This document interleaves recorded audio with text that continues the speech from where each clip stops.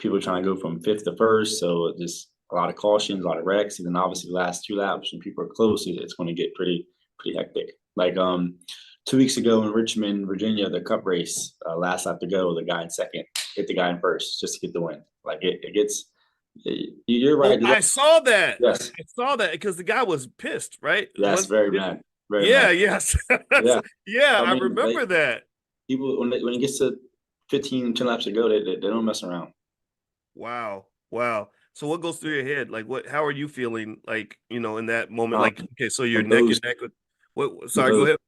just calm, composed. I mean, I used to get really worked up, and like I said before, it's really easy to make mistakes when you're not just thinking clearly or breathing.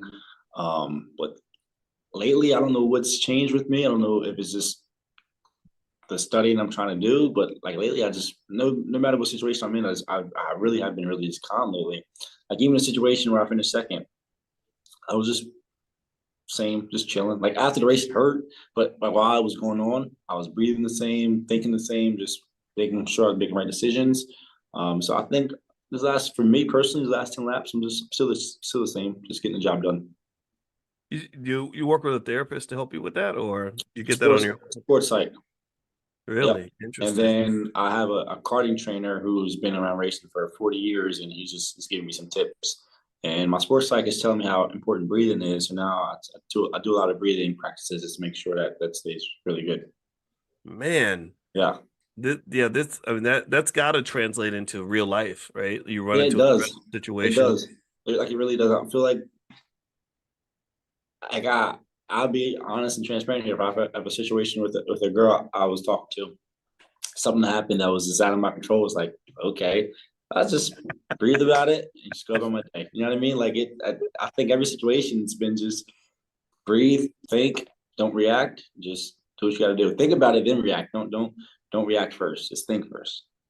Now, y'all that are listening, by the way, this is LeVar Scott. He's a NASCAR driver. He's our homeboy. He's coming to the convention, by the way. Mhm. So that may be another reason for you guys to come out. You can meet him and stuff. But do y'all understand, like when we talk, just so you know, in this class, we talk a lot about therapy and how therapy teaches you little things like breathing and not reacting right away. And I really think that the more intense situations you run into, the more that kind of pays off because it keeps you from reacting in a way that you're gonna regret later on. Mhm. And that's not just true if you're a NASCAR driver, it's true if you're a wife or a husband, and something happens and you just mentioned a situation with a Yeah. girl, right? Yeah. I think that's a valuable tool to have at the age of 20. I didn't have it when I was 20. How about y'all? How many of y'all knew how to keep your cool in a relationship when you were 20 years old? So I know some of y'all was out here cutting people's tires, busting windows, cussing people out, right? And so some of y'all have been doing that to you, in your 50s and 40s, right?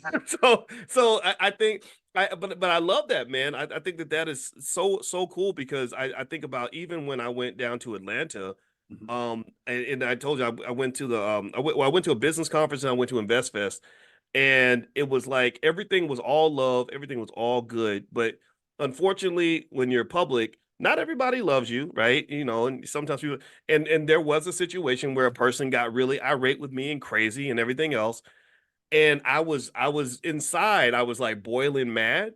But again, that experience just you keep your composure. Like, look, Mhm. I'm not responding to that. But inside, it's like, okay, boys, we're gonna count to 10, we're gonna breathe, we're gonna use all these Yep. therapy techniques because we're not gonna go out here and do something that we're gonna regret later on.